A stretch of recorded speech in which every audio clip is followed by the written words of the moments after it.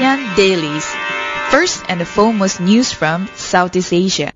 Hi, this is Arlene and you're listening to me on ASEAN Daily, where we bring you news from Southeast Asia. The first news today is the story of a mass grave discovered in Padang Besar, Malaysia. The Home Ministry of Malaysia have confirmed about this. The shocking unearthing of a mass grave near 17 human trafficking detention camps in Padang Besar, which apparently has been abandoned recently because of the discovery by the police operation. It's called the General Operation Force.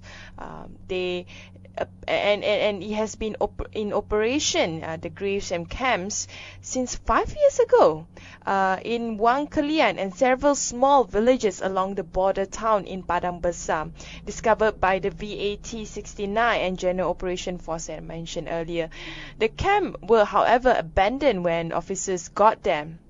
One grave maybe have 3-4 bodies, but they don't know how many they are, and they are probably going to find more bodies. This is according to Home Minister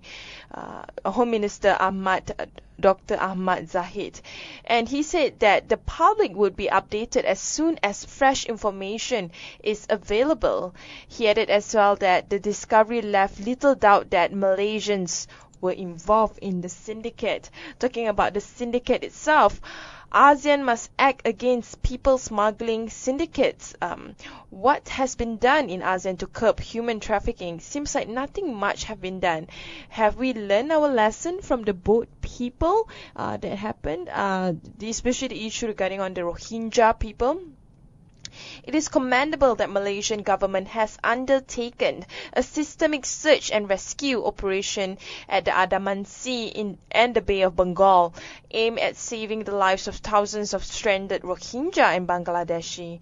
However, to conduct search and rescue operation without taking other measures to stem the flow of refugees and migrants into the region would not be a wise thing to do. There must be also a robust ASEAN policy implemented immediately with the cooperation of the governments of Myanmar and Bangladesh to destroy people smuggling syndicates in those two countries and in the ASEAN region.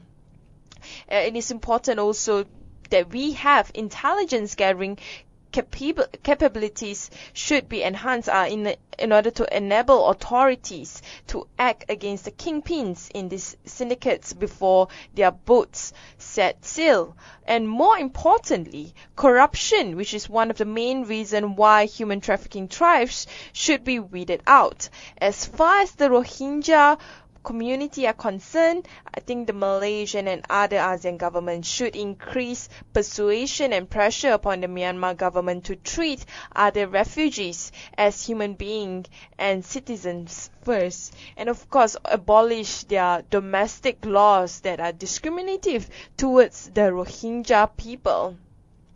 Other than that, local news in Malaysia. Just some updates on what is happening in Malaysian politics. Dr. Muhammad expressed that Najib did not tell the whole truth about 1MDB cash in Singapore. So why is Tun Mahathir also joining the bandwagon of going against Najib? What's the agenda? Well, that's a bigger picture that I don't think anyone can answer that yet. So Dr. Mahathir Mohamad has accused Prime Minister of Malaysia Najib Tun Razak of not telling the complete truth when he told Parliament that money held by the government investment arm 1MDB is being kept in Singapore. In January, the Finance Minister said that the 1MDB has deposited the funds it has redeemed from its offshore account in the Cayman Islands into the BSI Bank with the amount held in US dollar.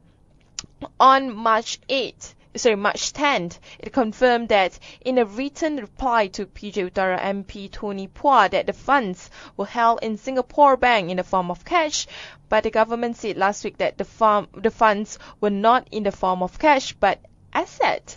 The former premier added that Normally, the Monetary Authority of Singapore would report such information to Bank Negara. So it is clear that the emission of the report is governed by principles of international secrecy and the wish for secrecy under the Anti-Money Laundering Act. From this, it is clear that Bank Negara has received the Monetary Authority of Singapore report. But nothing much has been done, I guess, in terms of development of 1MDB and what actually it meant towards Malaysia economy, or in the impact towards the Malaysian economy. And I think a lot of people are still confused with the conflict and issues surrounding 1MDB. So in a way that it is important for people to be enlightened about the dealings of governments, especially it involves taxpayers' money. On the other hand, talking about local politics, Najib has just arrived in Japan for a 3-day visit. This is to strengthen the relationship between Japan and Malaysia and how he has progressed since the years throughout. He'll be undertaking an official visit to Japan from May 24th to May 26th on the invitation of the Prime Minister Shinzo Abe. And they will hold a bilateral summit meeting to discuss pertinent issues in bilateral relations and exchange views on regional and international issues of common interest. Bilateral relations between Malaysia and Japan has expanded in various areas of cooperation encompassing economic, investment, education, tourism, science and technology, as well as culture and people-to-people exchanges. Both countries enjoy robust trade ties, and Japan was Malaysia's third largest trading partner in 2014, with bilateral trade value at 137.45 billion ringgit. Japan has also been one of Malaysia's top sources of foreign direct investments in the manufacturing sectors since 1980. So there you go. We are just strengthening whatever relationship that we have with Japan that has been progressed since the early 80s and late 70s. So from economic issue, we have another improvement regarding on 3 ASEAN economies. And talking about that is regarding on the evaluation of Park Yong-hyun of South Korea. Apparently that evaluating the economic of South Korea, Philippines and Indonesia. The goal was to transform Korea, Asian 4th biggest economy, into a creative economy driven more by services and innovation rather than industrial brawn. That meant reversing the economic model heavily reliant on exports by family-owned conglomerates or chaebol in Korea, set up by the strongman father Park Chung-hee. A court ruling this week determined Samsung copies of Apple's smartphone design and underscoring Korea's lack of progress. The country is still good at cribbing existing technologies, but not at inventing them, and that's partly because Park has been too timid.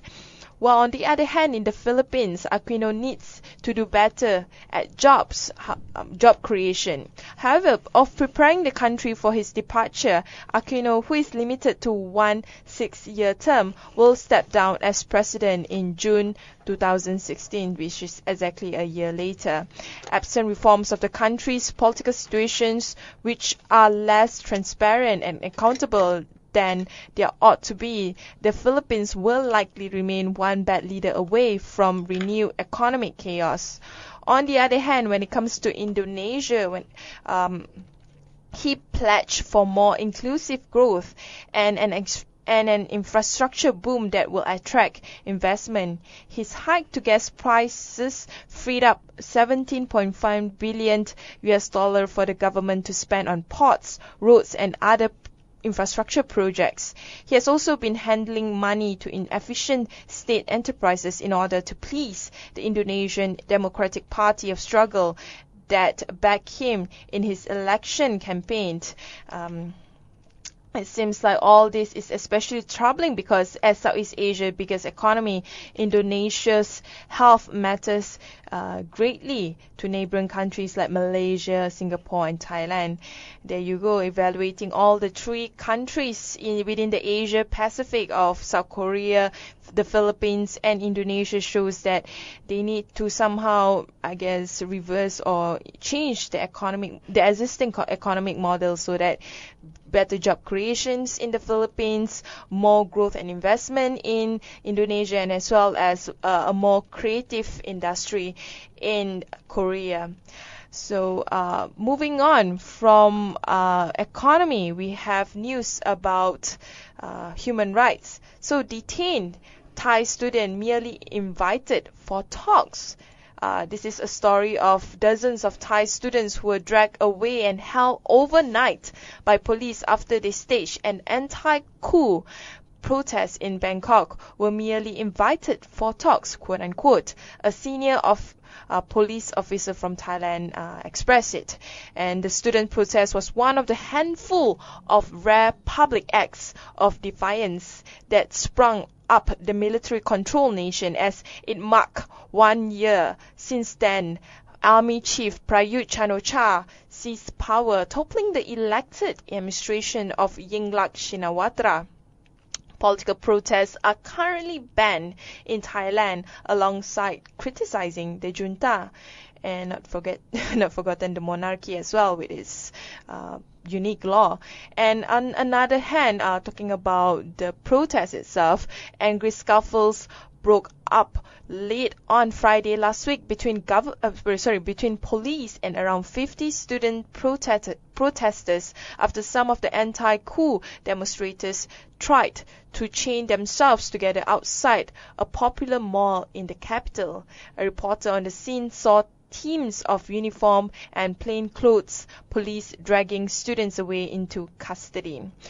From Thailand, we move on to Vietnam. So UN chiefs said that they need to support Vietnam's development. UN Secretary General Ban Ki-moon said that the UN will support Vietnam's sustainable development while meeting with Chairman of Vietnam National Assembly Nguyen Sinh Hoang in Vietnam's capital Hanoi.